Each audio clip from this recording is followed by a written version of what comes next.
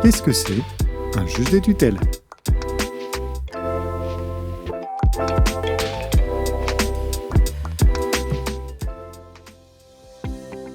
Le juge n'est pas le même que celui qui envoie les coupables en prison.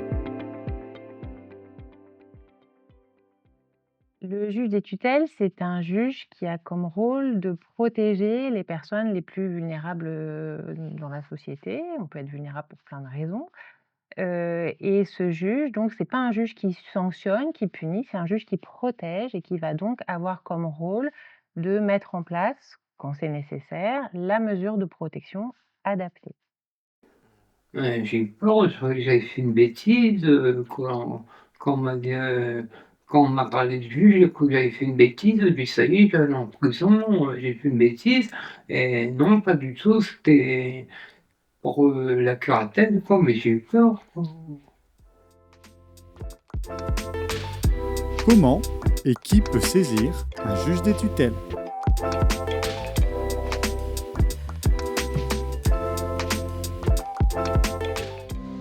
Le juge des tutelles, il peut être saisi de plusieurs manières. Il peut être saisi d'abord par la personne elle-même, la personne qui, ressent le besoin d'une mesure de protection. Le juge des tutelles, il peut également être saisi par, un proche, un membre de la famille souvent, de la personne à protéger. Il peut aussi être saisi par le procureur de la République. Généralement, le procureur de la République étant lui-même informé d'une situation de danger par des intervenants sociaux, assistantes sociales et autres.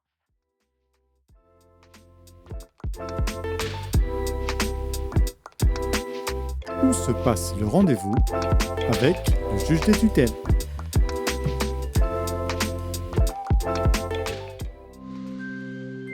Alors, les personnes sont reçues au tribunal, à Lille, c'est dans une annexe du tribunal, donc à la Halle au sucre, c'est pas dans le grand bâtiment où ont lieu les audiences pénales.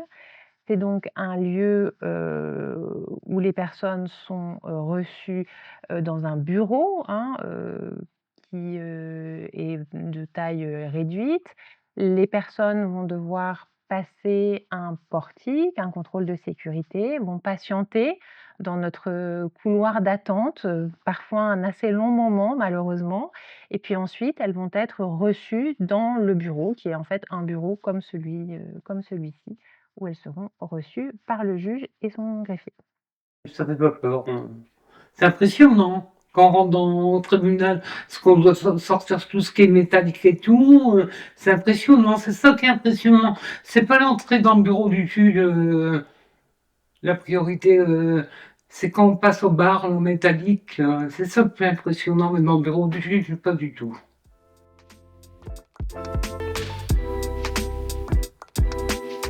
Lors du rendez-vous, qui est présent avec le juge?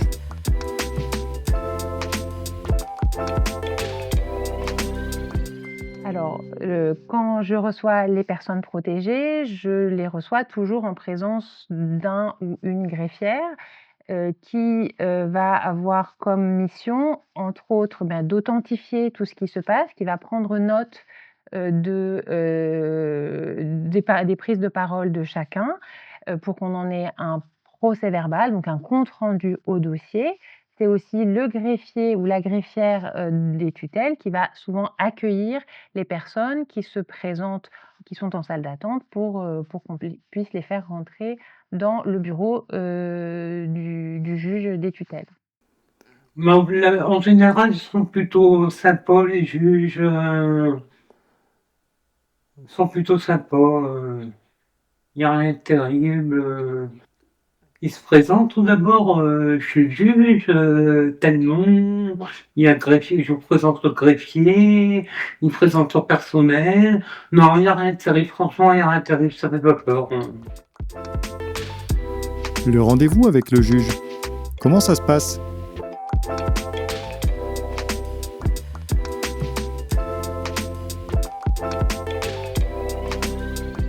Alors, l'entretien se passe de la manière suivante. On va souvent recevoir la personne, parfois seule dans un premier temps, ou parfois on reçoit toutes les personnes en même temps.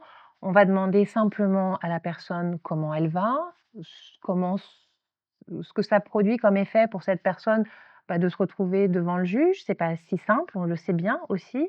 Donc on va essayer, voilà, de faire en sorte que, le stress ne soit pas trop présent. On va, ensuite, essayer d'aborder des questions qui sont extrêmement concrètes sur, le lieu de vie, sur, la gestion de l'argent, sur, éventuellement, des difficultés de santé, des problèmes d'addiction. En tout cas, on va essayer de faire un panorama assez large de des difficultés qui peuvent être rencontrées par la personne et qui vont pouvoir faire qu'elle a besoin, peut-être, d'une mesure de protection et qui va nous permettre de déterminer quelle est la mesure de protection adaptée.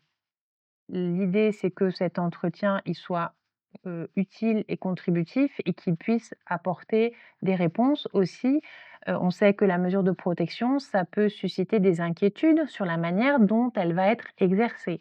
Donc c'est important que la personne à protéger, puisse, faire part de ses inquiétudes, de ses interrogations, et puisse, voilà, avoir les réponses que le juge va être en mesure de lui apporter. Le juge m'écoute. Il s'intéresse à mon parcours. Bah, c'est quoi la quarantaine? Parce que je comprends pas. Et du coup, après, c'est venu comme ça que j'ai vu le jeu en 2015. euh, et j'ai dit, bah, c'est quoi une quarantaine renforcée? C'est quoi ces missions, tout ça? Et c'est quoi simple et tous les marches à faire? Et la juge m'a expliqué c'est quoi une quarantaine renforcée, simple, etc. Tout ça. Et après, elle m'a posé une question, me dire, quelle quarantaine que vous convient le mieux, Kevin? Bah, je dis pas, bah, je préfère une quarantaine renforcée pour commencer. Le rendez-vous. Combien de temps ça dure?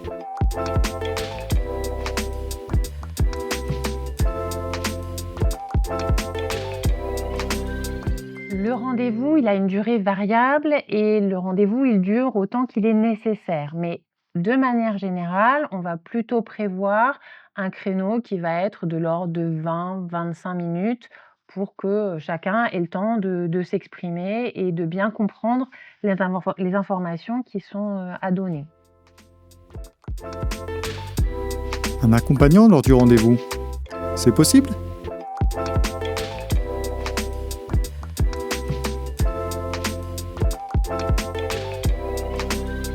Bien entendu, la personne, elle peut tout à fait être accompagnée par la personne de son choix. Elle peut aussi demander, et ça c'est un droit et c'est important, elle peut demander à être assistée par un avocat. Ça c'est un droit qui est important de rappeler. Elle peut être accompagnée par un proche, par toute personne dont elle souhaite la présence.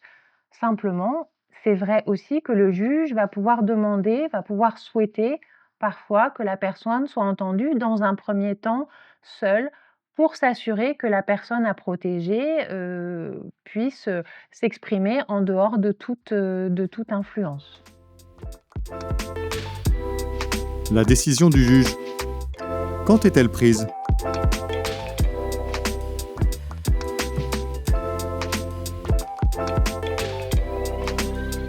Lors de l'audition, généralement, le juge va être en mesure de, prendre une décision, en tout cas d'avoir déterminé la décision qui lui semble adaptée. Donc souvent, lors de l'audition, le juge va pouvoir annoncer la décision qui va être prise. Ensuite, après l'audition, le jugement, lui, n'est rendu qu'à l'audience qui généralement se présente quelques semaines plus tard. Et donc, en attendant cette audience, eh bien, le jugement, il est formalisé, par le greffe, bien souvent et on va mettre en forme la décision.